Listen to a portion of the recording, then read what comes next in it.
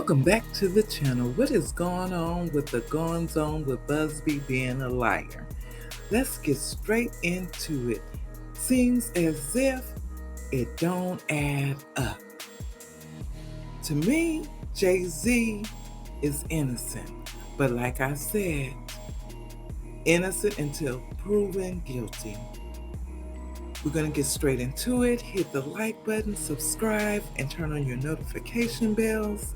So when I get the drop, you get the drop. Jay-Z's lawyer came out and he broke it all down with a PowerPoint presentation. So let's get it. When you're trying to evaluate whether something occurred, you have to look at different pieces of the narrative. The location, where it happened, the witnesses, who were they, what did they say, the details. Details are very important in time. So we start off with the location, and according to their complaint, after approximately 20 minutes, she arrived at a White House with a U-shaped driveway and a gate. There is no such location in New York, 20 minutes from Radio City. It does not exist. There is no such location. We don't know whether they created a location in order to try to get jurisdiction in New York so they could bring this case in New York, or that they just didn't do their homework. But any New Yorker knows there is no such location.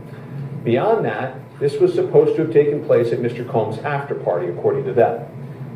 When you look at the homes associated with Mr. Combs during that period of time, and even not during that period of time, none of them matches. He had a townhouse, he had a house in the Hamptons hours away, and he had homes in New Jersey, but not at that time. None of the homes work, the location doesn't work, because this never happened. And again, when you really bear down on the location and his whereabouts, you quickly realize, because there's photographic evidence and witnesses are coming forward, that Mr. Carter was in a commercial establishment after the VMAs. He wasn't at a house. Unfortunately for them, they needed to create this house in order to create the narrative. But he wasn't at a White House that did not exist. And this is a photograph of him at a location after the VMAs. So as we can continue through this, Jane Doe does not say that the assault happened at a commercial establishment. She can't. That wouldn't make any sense. Yet they stand by it. They double down. They triple down. White House, White House. The White House doesn't exist. And then we get to the witnesses. And I think at the outset, everybody has to remember that in 24 years, not a single witness has ever come forward saying this happened. Quarter of a century. Think about that. She says she's at the party alone, this 13-year-old girl, and she finds herself in the room with the three most famous people at the party. Just think about how unnatural, how little common sense that makes. And according to her, one of the witnesses is a female celebrity who's just standing there watching the repetitive rape of a child. That celebrity does nothing, says nothing, reports nothing. And in fact, they won't even identify her. According to them, there's an adult female in the room watching the rape of a child. They refuse to identify her. So then we continue, and you look and there's celebrities that she says she's mingling with before. Afterwards, she says she runs out of the house naked. Runs out of the house naked. None of them notice that. None of them pay any notice. For 24 years, none of them has said anything. And so she's just asked in this interview, she's asked, well, I mean, celebrities are recognizable people. Surely you can tell us one celebrity that was there. Just give us one name so that we know this happened. And she says, okay, Benji Madden was there. And she wants to conjure up religion and say, I'm religious, I remember his tattoo. She looks and remembers so vividly the tattoo and the conversation with Mr. Madden. Well, Mr. Madden wasn't there. He already said he wasn't there. His tour schedule said he wasn't there. And he wasn't there because this never happened. None of this ever happened. And you keep going, and you ask yourself, well, who is this complaining witness? She does not come forward with her real name. She proceeds under Jane Doe. There's no report to the police. According to her, she never tells anybody for 24 years. Not one person, not alone in the car for 5 hours at home, on her way home. Not one person, not a diary, not a family member, not a friend. Most people, when this happens, there's a need to tell somebody. We call these prompt outcry witnesses. In most complaints like this, people tell somebody. She says nobody. for 24, 25 years. And then we get to the details. And I want to make sure this is clear.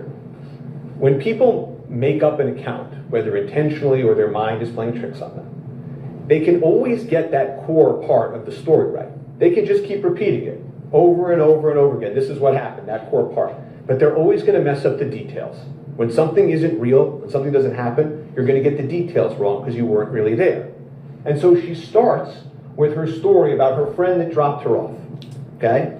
This drive of over 5 hours, the friend would have had to have gone 10 plus hours to drop her off because she's got to get there. If this is real, she's got to get there.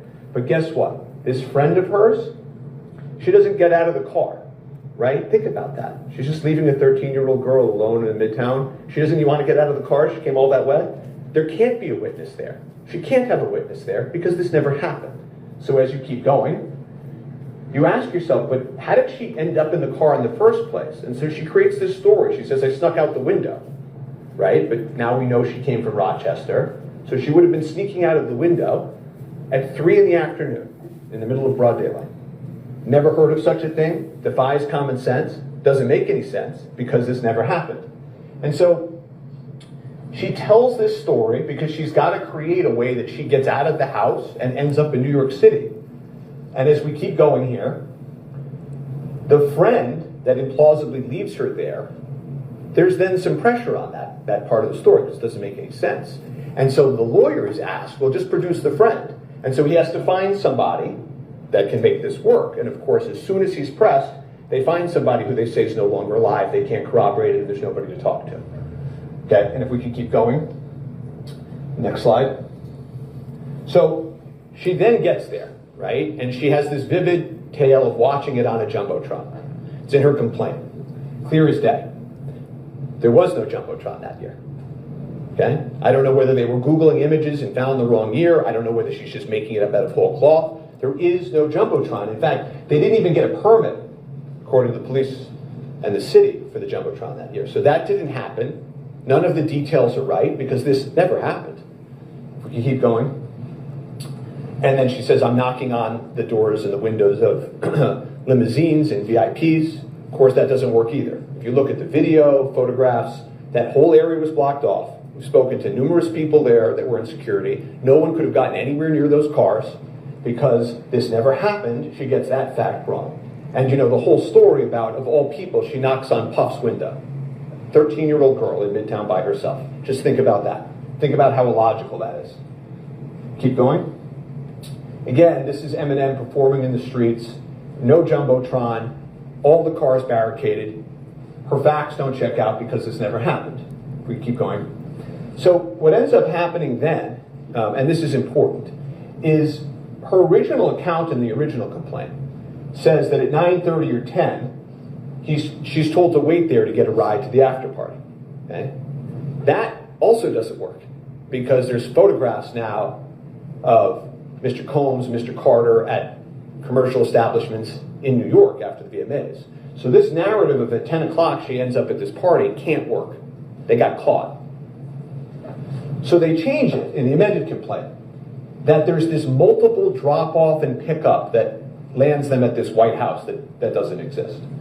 So as we continue, this is again her account of trying to change the story into this multiple drop-off period to get them at the house to deal with the fact that there's photographic evidence that that's not where the after party was in the first place. And so as this account continues, you have to look at the timeline. You have to look at the timeline. So there's an old expression that time doesn't lie. Everything else that I'm talking about, these glaring inconsistencies, these are not minor inconsistencies. These are not minor problems with this story. This is utter falsehoods. Time never lies. And so if you look at the time, no matter what, this couldn't have happened. It's not even possible that this happened. And this is so important. So again, now that we know that it's a 5-hour drive in each direction, how she gets to the VMAs, okay, we're going to talk in some detail about this White House and whether or not they could have gotten there. And then again, Doe returns home to Rochester, okay? And this is very important. Because she returns home, she has to leave the New York area by 1:30 in the morning at the latest. Okay? If you look at any of these White Houses, and you look at the closest gas stations that could be to any of these White Houses, you have to leave this White House party by 12:45 in order to get to the gas station at 1:30 to call your father to pick you up to get home to Rochester at 6:30. So remember, she only has till 12:45 for everything that she says to have happened. The VMAs end at after 11. So you're talking about a window of a little more than an hour that this could possibly have happened, even by their own account. And she says, during that little bit more than an hour, not only does she get to the house, not only is she inside mingling with celebrities, she has a drink, she's then sexually assaulted in front of an adult female multiple times. She gets out of that, she fights through it, she leaves the house naked, she gets all the way to the gas station. She had 37 minutes to possibly do this. Okay, even under their account. Okay, and of course, the biggest problem, perhaps of all, is there's photographs putting Mr. Combs and Mr. Carter at different places, not in a White House during that 37 minutes. So when I tell you that it's not just that this story is a lie and that it's not true, it's provably, demonstrably false. This never happened. So we talked about this 37 minutes. The earliest, even if we didn't have that establishments. Remember, this is innocence on top of innocence. Even if we didn't have that, according to her, the earliest they could have gotten to the house is 12:11. And the reason for that is, if the VMAs end and the drive is 20 minutes, the driver has to go there, drop them off, come back, pick her up, bring her back. She can't get there. And again, this is lickety-split. This is as fast as is possible, okay? This is no traffic leaving Radio City in Midtown during an awards ceremony. 12:11. She has to leave that white residence by 12:48 in order for her father to pick her up at the gas station. 37 minutes. That's the entire window of opportunity here. So here again is the timeline. Shows the 11:11 VMAs end, the drop-off, the pickup, and the drop-off. Next slide. And again, here we are. You see the 37 minutes. This is the 42 minutes it takes to walk. This is the closest gas station. And this is, remember this is a 13-year-old girl walking who has issues, who is maybe drugged according to her, who's just been viciously raped multiple times, who was holding her own clothing trying to get to a gas station that she had never been before. Okay? No map, no cell phone, no nothing. Straight line, it's 42 minutes. Okay? The story doesn't work, it doesn't check out. Okay? This never happened. Next slide. These are all the things that they claim happened in that 37 minutes. Okay? And again, 37 is giving them every benefit of the doubt as how long this window could be.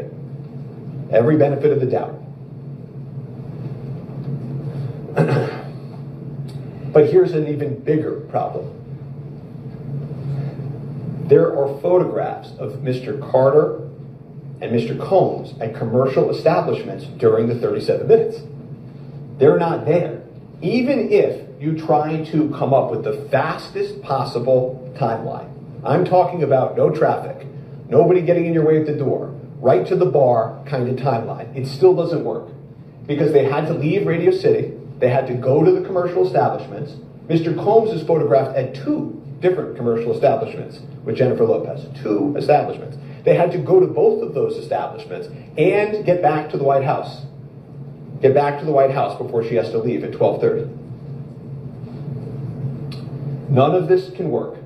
And in fact, and I think this is very important, you will notice in the photographs that Miss Lopez changes clothing between the 2 events that they go to in New York City. You can see in one photograph she's wearing one outfit and another. So she had to be able to, in this 40-minute window, get to multiple events.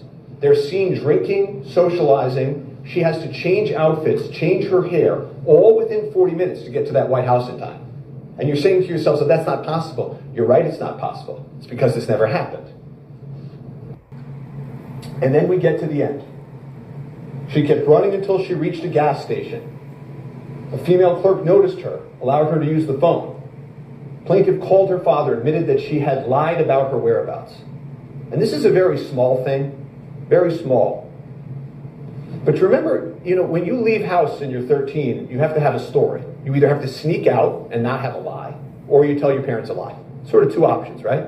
Earlier, she says, well, I didn't tell my parents a lie. I just snuck out the window, right? Here, she says, well, I lied. See? Do you know what that means? That means she's lying even within her own story. They can't both be true. And I said earlier that no witnesses have come forward in basically a quarter of a century, except for one.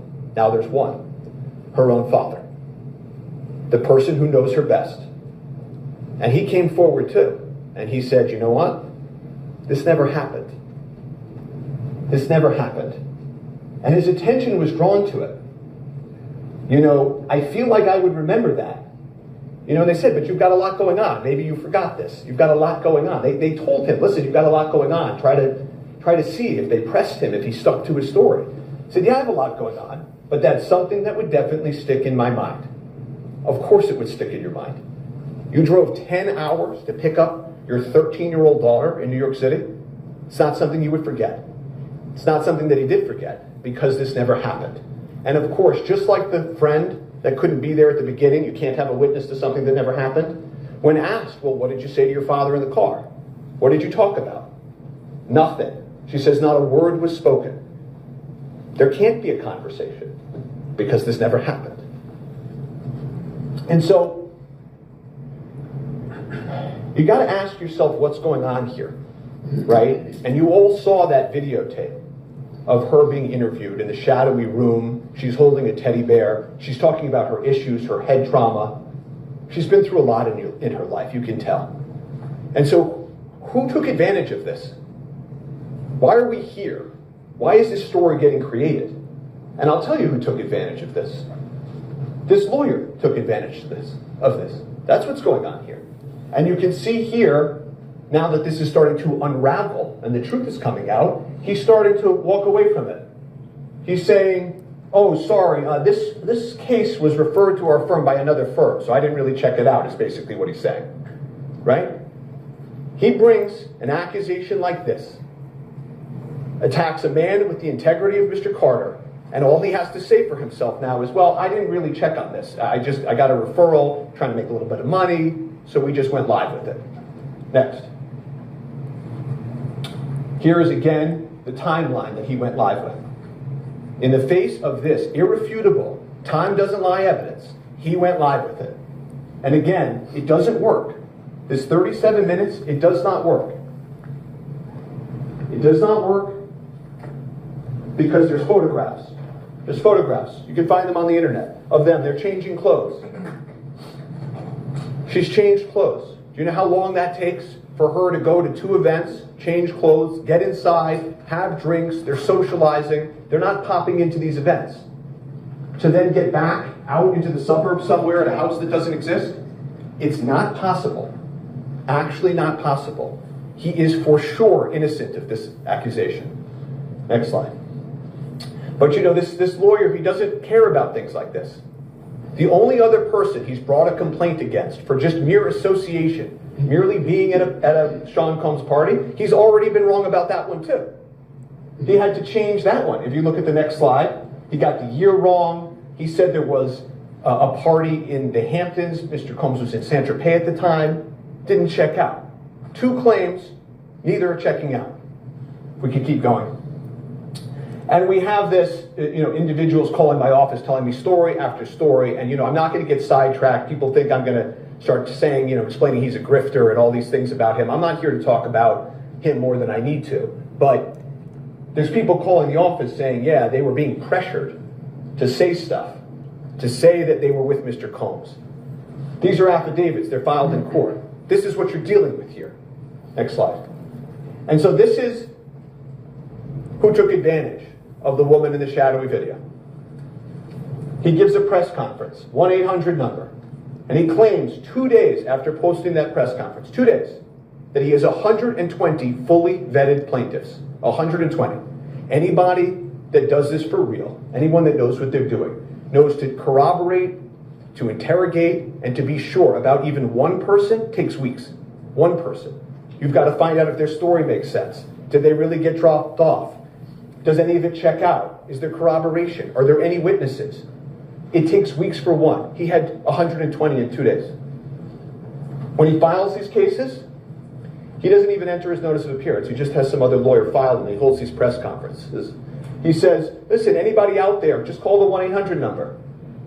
If you can put yourself anywhere near a Sean Combs party at any point, we can go after the other celebrities there. We can make money together. Just call the 1-800 number. That's all you need to do. And then we'll send a letter to the celebrity. They're not going to want to have this in the public light. And they're going to be shaken down and they'll send us money. So he just call the number. And Mr. Carter said no. He said, that's not going to happen anymore. I'm going to put my foot down. And that's what he did. And I would urge any other celebrity that's being shaken down right now to do the same thing and to stand with truth. None of this ever happened. And what this 1-800 lawyer is doing, he's taking the justice away from this. He's destroying this opportunity and the voices of real victims. And it's got to end. So, are there any questions?